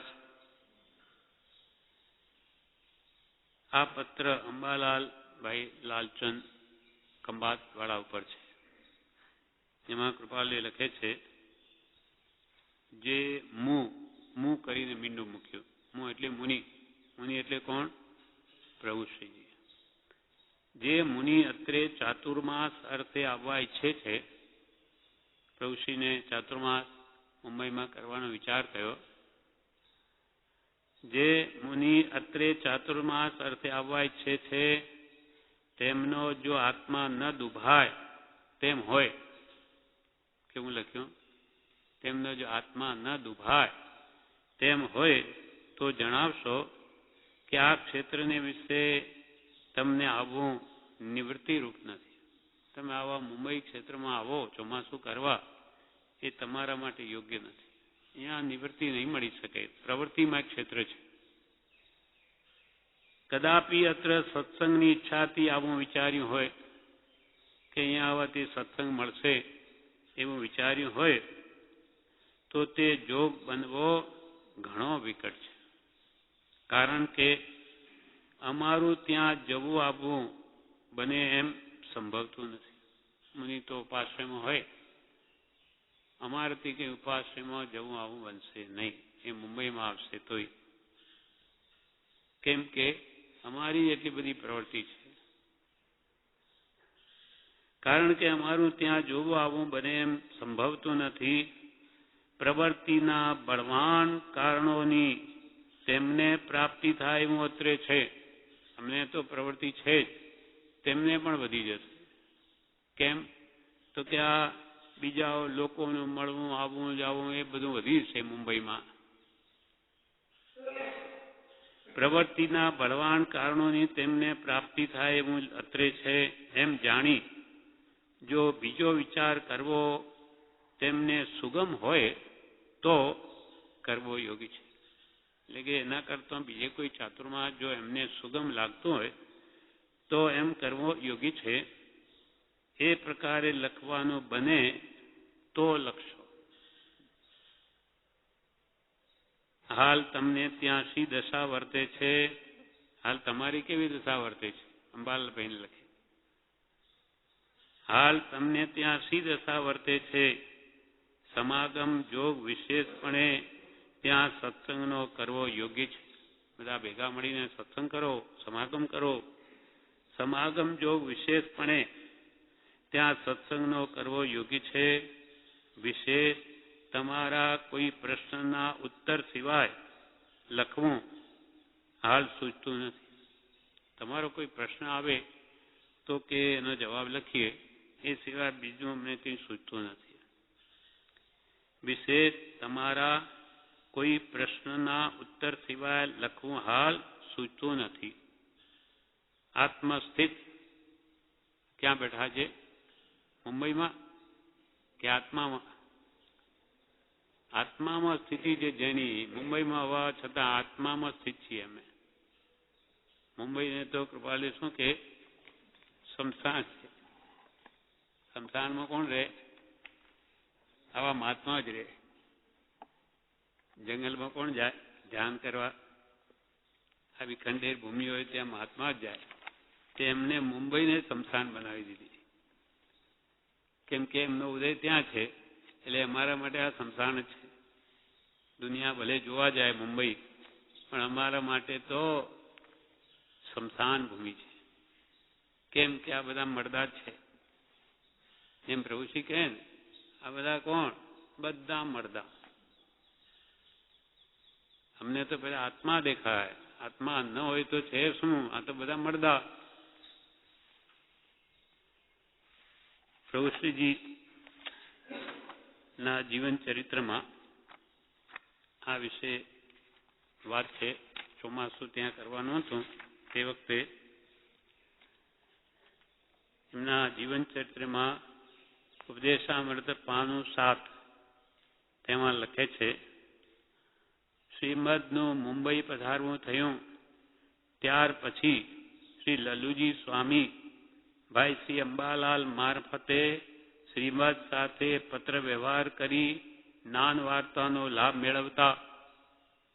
કૃપાળદેવ હવે તો ખબર પડી ગઈ. 1947ની વાત, 46માં મળી ગયા કૃપાળદેવ. એટલે હવે પછી એમની સાથે વિશેષ કેમ સમાગમ થાય એમ અંબાલા ભાઈ મારફત ચાલ્યું. અને સંબત 1947માં વટામણ ચોમાસું કર્યું. 46માં કૃપાલય મળ્યા. 47માં વટામણ ચોમાસું કર્યું અને સંમત 1948માં સાણંદ ચોમાસું કરી શ્રી લલ્લુજી શ્રી દેવકણજી સાથે સુરત પધાર્યા. દેવકણજી કોણ છે? એમના શિષ્ય છે. ગુરુએ પ્રભુશ્રીજીને ગુરુ સ્થાપ્યા અને એમના ચેલા થાપ્યા છે દેવકણજીને. એટલે બે જણા સાથે ત્યાંથી સુરત પધાર્યા અને સુરતના વતની મુંબઈના વેપારી ભાઈઓએ શ્રી દેવકણજી સ્વામીના વ્યાખ્યાનથી આકર્ષાઈ ચોમાસું કર્યું સુરતમાં. એટલે પછી આ મુંબઈના વેપારીઓ પણ રહેવાસી સુરતના, એટલે એમને આકર્ષણ થયું કે આ દેવકણજી કેવું અદ્ભુત વ્યાખ્યાન કરે. એટલે એમના દેવકણજી સ્વામીના વ્યાખ્યાનથી આકર્ષાઈ મુંબઈ ચોમાસા માટે વિનંતી કરી. તેથી સંબત 1949નું ચોમાસું મુંબઈ કર્યું. શ્રી લલ્લુજી સ્વામીના ભાવતો શ્રીમદ રાજચંદ્રના સમાગમ માટે વર્તતા જ હતા. એ તો એમના મનમાં હતું જ કે કૃપાલયનો આપણે સમાગમ થાય. અને આ વળી ભાવતોને વેદે બતાવ્યું. એમને તો જવું જ હતું મુંબઈ તો. અને વળી વિનંતી કરી સામેથી. આ તો સારું, બહુ સારું. લલ્લુજી સ્વામીના ભાવતો શ્રીમદ રાજચંદ્રના સમાગમ માટે વર્તા હતા અને મુંબઈમાં સંમત 1949નું ચોમાસું ગાળવાનું નક્કી થયું. એટલે મુંબઈ પહોંચ્યા. પછી શ્રીમદના સમાગમ માટે તેમની દુકાને ગયા. કેમ કે કૃપાળદેવ તો ત્યાં આવી શકે નહીં, એમને ટાઈમે નથી. અને પ્રભુશ્રી જેવા તસ્તી ના આપે, આવવાનું કહે પણ નહીં. રાળજમાં સીમાડામાં ઉભા રહ્યા. અંબાલાલભાઈ કહે કે એમને જઈને કહું નહીં તો અહીંયા પછી ગયું. તે કૃપાલદેવ શું કહ્યું કે એમને સંતોષ રહે તો ચાલ્યા જાય પાછા, નહીં તો હું ત્યાં આવું. તો કે ના, મારા ભગવાનને તસ્તી નહીં આપું, હું ચાલ્યો જઈશ. આટલું બી નહીં બોલાવે તો અહીંયા બોલાવે? આ તો કેટલા કિલોમીટર દૂર પડે. એટલે આવું શિષ્ય ગુરુને તસ્તી ના આપે. એટલે શ્રીમદજીના સમાગમ માટે તેમની દુકાને ગયા. ચિંચ પોકલીથી કયો કાલબા દેવી કેટલું દૂર પડતું હશે? ઘણું દૂર હશે. તો રોજે ચાલીને જતા, ઘર જ હતી. શ્રીમદના સમાગ માટે તેમની દુકાને ગયા ત્યારે શ્રીમદે પૂછ્યું, તમારે અહીં અનારે જેવા દેશમાં ચાતુર્માસ કેમ કરવું પડ્યું? પેલા અંબાલાલબેન લખેલું, પણ એ તો ગમતું હતું એટલે પછી શું થાય, એમણે પણ એમ થાય તો સારું, એમને એવી કૃપા લે કે ઠોસ આજ્ઞા એમ નથી કરી કે નહીં આવું, એમને તો આ જોઈતું હતું. તો અનારે જેવા દેશમાં ચાતુર્માસ તમારે કેમ કરવું પડ્યું? મુનિ જેવાને. મુનિને અનારે જેવા દેશમાં વિચારવાની આજ્ઞા થોડી જ હોય છે, થોડી હોય. એટલે તમે આવા અનાર દેશમાં વિચરો, એટલે અનારે દેશમાં આવવાની મુનિઓને તો આજ્ઞા જ નથી. ચારે બાજુ મૌન વાતાવરણ અને એટલું બધું પ્રવૃત્તિમય ક્ષેત્ર, ત્યાં એ લોકોને ત્યાં બોધ આપવા ત્યાં જવાનું કે એમને ગરજ હોય તો બીજે આવે નિવૃત્તિ સ્થળે? શ્રી લલ્લુજી સ્વામીએ કહ્યું, આપના દર્શન સમાગમની ભાવનાને લીધે અહીં ચાતુર્માસ કર્યું છે. મારે તો આપનું દર્શન થાય, આપનો સમાગમ થાય એના માટે હું તો આવ્યો છું. બીજો મારે કંઈ મુંબઈથી લેવા દેવા નથી. ત્યારે શ્રીમદે પૂછ્યું, અહીં આવતા તમને કોઈ આડખીલ કરે છે? અહીંયા આવો છો દુકાને તો કોઈ બીજા કહે છે કે તમે મુનિ થઈને આમ કેમ જાઓ છો, એવું કોઈ કહે છે? શ્રી લલ્લુજી સ્વામીએ કહ્યું, ના, મને કોઈ આડખીલ કરતું નથી. હંમેશા અહીં આવું, રોજબરોજ હંમેશા અહીં આવું તો કલાકનો સમાગમ મળશે. અહીંયા આવ્યો છો એના માટે. મારે ભલે ને ચાલવું પડે, પણ અહીંયા રોજ આવું, રોજ અહીંયા આવું, હંમેશા અહીં આવું તો કલાકનો સમાગમ મળશે. શ્રીમદે કહ્યું, મળશે. હવે એટલી બધી તો પ્રવૃત્તિ છે ધંધાની, છતાં પણ સામે જિજ્ઞાસુ જીવ જોયો તો એના માટે બધું કરવા તૈયાર છે. અવસરે શ્રી લલ્લુજી શ્રીમદના સમાગમ અર્થે પેઢી ઉપર જતા તેમને દેખીને શ્રીમદ દુકાન ઉપરથી ઉઠી એક જુદી પાસેની ઓરડીમાં જઈ સુઈગડાંગ, સૂત્ર વગેરેમાંથી તેમને સંભળાવતા સમજાવતા. વૈરાગ્યપૂર્ણ ગ્રંથ છે સુઈગડાંગ સૂત્ર કરતા. બીજું સૂત્ર, બીજું આગમનું બીજું સૂત્ર, પહેલું આચારાંગ, બીજું સુઈગડાંગ. એક વખતે શ્રી લલ્લુજીએ શ્રીમદજી પાસે તેમના ચિત્રપટની માંગણી કરી, અમને આપનું ચિત્રપટ આપો. પણ કૃપાલય જાણે છે એમની પાસે આ જોશે ને કોઈ બીજા ટીકા કરશે તો એમને ભારે પડી જશે. એમને તો પ્રેમ બસ, જાણે મારા ભગવાનનો ફોટો, પણ લોકો જોશે શું કહેશે, આ ગ્રસ્તને ગુરુ માને, જાઓ આપાશ્રમો નહીં રહેવું. અનેક કારણો ઊભા થઈ શકે, કૃપાલય જાણે છે. એટલે એક વખતે શ્રી લલ્લુજીએ શ્રીમદજીની પાસે તેમના ચિત્રપટની માંગણી કરી, પણ તેમણે કંઈ ધ્યાન આપ્યું નહીં, વાતને ગણકારી નહીં. ફરી આગ્રહ કર્યો ત્યારે નીચેની ગાથા એક કાગળ ઉપર લખી આપી. સંબુજ્જહા જંતવો માણુ સત્તમ દટ્ટુમ ભયમ બાલિસેણમ અલંભો એકાંત દુઃખે જરીએ વલ્લોએ સક્તમ મણા વિપર્યા સુવે. સુઈગણાંગ 1:7-11 સુઈગણાંગની ગાથા. આ પણ ભાવાર્થ, આ ગાથાનો અર્થ, હે જીવો, તમે બોધ પામો, મનુષ્યપણો મળવો ઘણો જ દુર્લભ છે. હે જીવો, તમે બોધ પામો. હવે સમજો, બોધ પામો એટલે વાતને મૂળ મર્મ સમજો, તત્વ સમજો. કેમ કે આ મનુષ્યપણું મળવું ઘણું જ દુર્લભ છે. એમ સમજો, અજ્ઞાનથી સદવિવેક પામવો દુર્લભ છે. એમ સમજો, અજ્ઞાન એટલે મિથ્યાત્વ, એનું એટલું બધું ગાઢપણું છે કે જળ ચેતનનો વિવેક આવવો દુર્લભ છે. અજ્ઞાનથી સદવિવેક પામવો દુર્લભ છે એમ સમજો. આખો લોક કેવળ દુઃખથી બળ્યા કરે છે એમ જાણો. ત્રિવિધ તાપાગ્નિથી 14 રાજલોક પ્રજ્વલિત છે. બધા દુઃખી છે જ્ઞાનીઓની દ્રષ્ટિએ. આખો લોક એટલે ઉર્ધ્વ, અધો ને તિર્યક ત્રણેય. આખો લોક કેવળ દુઃખથી બળ્યા કરે છે એમ જાણો અને પોતપોતાના ઉપાર્જિત કર્મો વડે ઈચ્છા નથી છતાં પણ જન્મ મરણાદિ દુઃખોનો અનુભવ કર્યા કરે છે તેનો વિચાર કરો.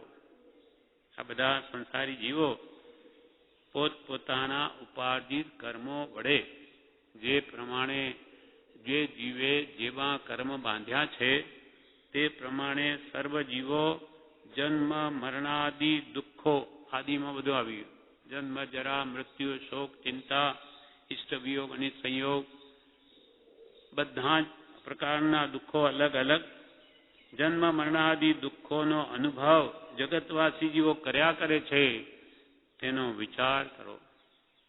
ઈચ્છા નહીં છતાં. કોણ ઈચ્છે કે મને દુઃખ આવે? છતાં બધા દુઃખી કેમ થાય છે એનો વિચાર કરો. કેમ કે પૂર્વે આવું ઉપાર્જિત કર્યું છે અજ્ઞાન અવસ્થામાં કર્મો, અને હવે દુઃખ ન ગમતું હોય તો એવા કર્મ બાંધો નહીં, તેનો વિચાર કરો. થોડા દિવસ પછી સમાધિ શતકમાંથી 17 ગાથા સુધી શ્રીમદે શ્રી લલુજીને વાંચી સંભળાવી તે પુસ્તક વાંચવા વિચારવા આપ્યું. 17 ગાથા સુધી રોજ એમને ત્યાં સમાજ શતક સમજાવ્યું અને પછી એ પુસ્તક એમને આપ્યું. પુસ્તક લઈને દાદરા સુધી ગયા એટલામાં શ્રી લલુજીને પાછા બોલાવી સમાધિ શતકના પહેલા પાન ઉપર નીચેની અપૂર્વ લીટી લખી આપી. અપૂર્વ. હવે મુંબઈ ન ગયા હોય તો આ લીટી ક્યાંથી આવે આપણા હાથમાં? તે અપૂર્વ લીટી લખી આપી. તે કઈ લીટી હતી? ઓમ આત્મ ભાવના ભાવતા જીવ લહે કેવળ ના. આત્માની ભાવના ભાવતા ભાવતા જીવ ઠેઠ કેવળ નામ સુધી પહોંચી શકે છે. એક દિવસે શ્રીમદે પૂછ્યું, પ્રભુશ્રીને પૂછ્યું, સમાધિ શતક આપ્યું એટલે કે સમાધિ શતકનું વાંચન ચાલે છે. શ્રી લલ્લુજી સ્વામીએ કહ્યું, હાલ તો મુંબઈની ધમાલમાં, આ ધમાલ તો છે જ ત્યાં, એમને અનુભવ થયો. હાલ તો આ મુંબઈની ધમાલમાં ઠીક નહીં પડે એમ માની સાચવીને બાંધી રાખ્યું છે. અહીંથી વિહાર કરીને જઈશું ત્યારે તે લઈ મંડીશું. એટલે કે ત્યાં કોઈ સ્થિરતા આવીને આવો ઉત્તમ ગ્રંથ સારી રીતે આ એકાગ્ર ચિત્તપૂર્વક વાંચી શકાય એવું લાગતું નથી. એટલે અહીંયાથી જઈશું ત્યારે લઈ મંડીશું. ચાતુર્માસ પૂરું થવા આવ્યું. તેવામાં એક દિવસે શ્રી લલુજીએ શ્રીમદને પૂછ્યું, આ બધું મને ગમતું નથી.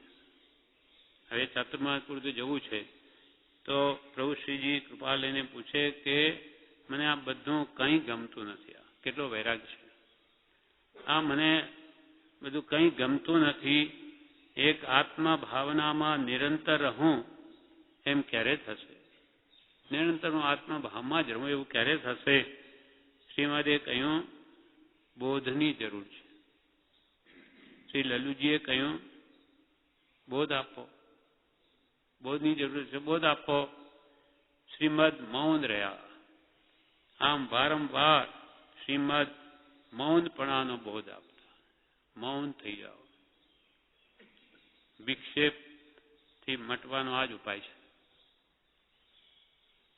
આપણે બોલ કરતા હોઈએ તો આપણી પાસે આવે ને, વાત કરીએ તો, ન કરીએ તો આપણે કે મૌન છે ભાઈ, કે બસ ચૂપચાપ પાછા વળી જાય. બ્રહ્મચારીજીએ પ્રજ્ઞાબોધમાં લખ્યું છે, સત્સંગમાં પણ આપણને વિક્ષેપ પડતો હોય તો મૌન પણ ધારણ કરી લેવું. આ સીધો સરળ ઉપાય છે. એટલે કોઈ આપણે વિક્ષેપ કરવા આવે જ નહીં એટલે ભાઈ બોલતા જ નથી, પતી ગયું. એટલે આ જ ઉપાય કૃપાલદેવે બતાવ્યો વારંવાર શ્રીમદ મૌનપણાનો બોધ આપતા અને તેમાં વિશેષ લાભ છે એમ જણાવતા. તે ઉપરથી શ્રી લલ્લુજીએ મુંબઈ ચાતુર્માસ પૂર્ણ કરી સુરત તરફ વિહાર કર્યો. ત્યારથી 3 વર્ષ પર્યંત મૌનપણું ધારણ કર્યું. માત્ર સાધુઓ સાથે જરૂર પૂરતું બોલવાની તથા શ્રીમદ સાથે પરમાર્થ કારણે પ્રશ્નાદિ કરવાની છૂટ રાખી હતી. માત્ર સાધુઓ અને કૃપાલય સાથે, બીજા કોઈ ભક્તો કે આ શ્રાવકો સાથે નહીં. એ આટલી જ માત્ર છૂટ રાખી હતી. સમાધિ શતકનું વાંચન પણ હવે શરૂ કર્યું. તેથી પોતાને અપૂર્વ શાંતિ વેદાતી હતી. બધો વિક્ષેપ મટી ગયો, કોઈ ખટપટ જ નહીં. બીજાની સાથે વાતચીત થાય તો અનેક વિકલ્પ ઉઠે. તેથી પોતાને અપૂર્વ શાંતિ વેદાતી હતી એમ પોતે તે વખતનું વર્ણન ઘણી વખત કરતા હતા. 3 વર્ષ મૌન રહ્યા કેવી શાંતિ વેદાતી તેનું વર્ણન ઘણી વખત કરતા હતા. સંમત 1950 અને 51 બંને વર્ષના ચાતુર્માસ સુરતમાં થયા હતા. આ પ્રમાણે વિશેષ બધું છે આગળ. એટલે આમ મુનિને આપણે વાંચ્યું બધે લખશો. હાલ તમને સી દશા વર્તે છે. સમાગમ જો વિશેષપણે ત્યાં સત્સંગનો યોગ કરવો યોગી છે. વિષય તમારા કોઈ પ્રશ્નના ઉત્તર સિવાય લખવું હાલ સૂચતું નથી. આત્મા સ્થિત, અમે અમારા આત્મ સ્વરૂપમાં સ્થિત છીએ. આત્મ પરિણામની સ્વસ્થતાને શ્રી તીર્થંકર સમાધિ કહે છે. એટલે બાહ્ય કૃપાલની ઉપાધિ છે પણ અંતરમાં સમાધિ છે. સ્વરૂપ સમાધિ, આત્મસ્થિતિ, આત્મસ્થિરતા. આ પ્રમાણે આ 445 પત્ર પણ પૂરો થયો. વિશેષ આપણે આવતીકાલે